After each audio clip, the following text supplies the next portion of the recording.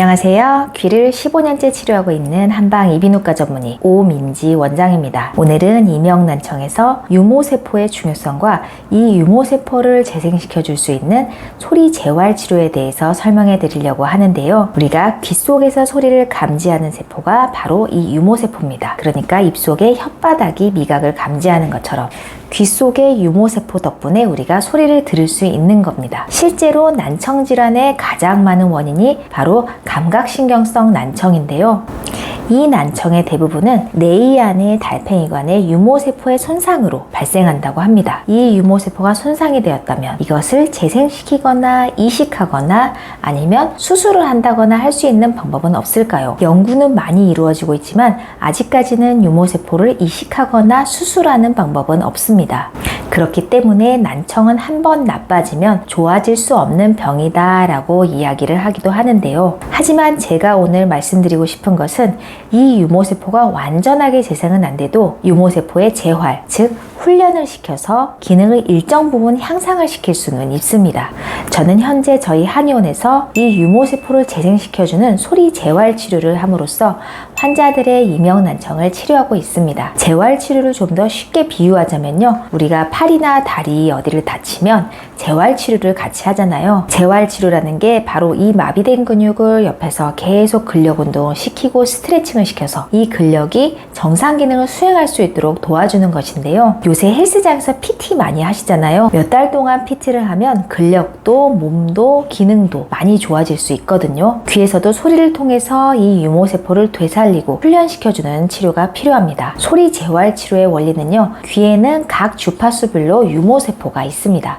모든 주파수에서 문제가 생기는 것은 아니고 특정 주파수에서 문제가 생기면 이것을 미세청력 검사로 잡아낼 수 있는데요. 그 찾아낸 특정 주파수, 그 손상된 유모세포에 맞추어서 일정 훈련을 시켜서 이 유모세포를 훈련시켜 재생시키는 겁니다. 그 찾아낸 특정 유모세포에 맞는 이 소리 음원을 들려줌으로써 소리 유모세포의 훈련, 재활을 유도하는 겁니다. 여기서 사용하는 청력검사는 일반 청력검사는 안 됩니다. 적어도 67밴드 이상의 정밀한 청력검사를 해야 찾아낼 수 있습니다. 여기서 혹시 보청기 끼고 계신 분들은요. 이게 혹시 보청기 끼거나 차폐음 들려주는 거랑 비슷한 게 아니냐라고 궁금해 하실 수 있는데요. 차폐음은 외부 소리를 통해 이명을 가려주는 방식으로 이명보다 훨씬 큰 소리를 들려주는 겁니다. 그래서 이명이 신경이 안 쓰이도록 해주는 치료인데요. 그런데 이것은 큰 소리를 들려줌으로써 이명을 가려주는 것이고 근본적인 치료라고 할 수는 없고요. 도리어 큰 소리를 들려줌으로써 귀에 오히려 무리를 가져온다고 설명하기도 합니다. 두 번째는 습관화를 통한 이명용 보청기가 있습니다. 이것은 이명과 배경음 차이를 최대한 가깝게 해서 이명을 습관화시킨다라고 설명하는데요.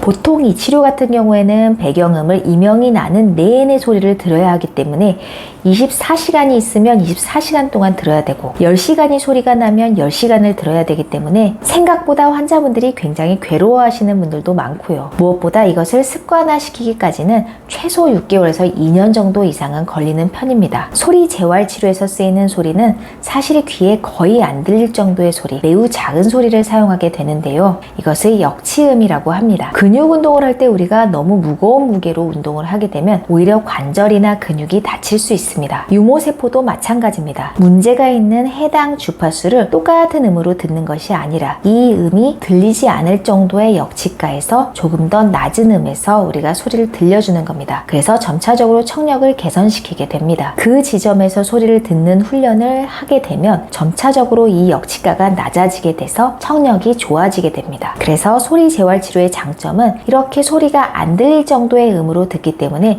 귀에 큰 자극이 없다는 것이 장점입니다. 특히 작은 소리에도 쉽게 손상이 되는 뇌 건강이 안 좋으신 분들이 있는데요. 청력이 많이 떨어져 있거나 이석증이 있다거나 메니에르 증후군이 있다거나 청각 과민 증상이 심하거나 이런 환자분은 이렇게 작은 소리로 작은 음으로 훈련을 시키는 것이 훨씬 더 안전하고 효과적이라고 할 수 있겠습니다. 여기서 환자분들마다 문제가 있는 주파수는 각각 다르기 때문에 동일한 주파수로 훈련을 하시면 안 됩니다. 오히려 더 위험할 수 있습니다. 그래서 환자분의 주파수, 귀의 상태마다 거기에 맞는 음원을 제작해서 들려드리고 있습니다. 말 그대로 이명난청 환자분들을 위한 맞춤식 유모세포 트레이닝, 증상이라고 할 수 있습니다. 그리고 일정 기간 동안 소리 재활 훈련 치료를 하다 보면 귀가 좋아지셔서 주파수가 달라지는 경우가 있는데요. 이러한 경우에는 일정 기간 후에 다시 검사를 해서 다시 그 상태에 맞춰서 분석하여 소리 음원을 제작해 드리고 있습니다. 이상으로 이명난청 치료 중에 소리 재활 치료에 대해서 알려드렸습니다.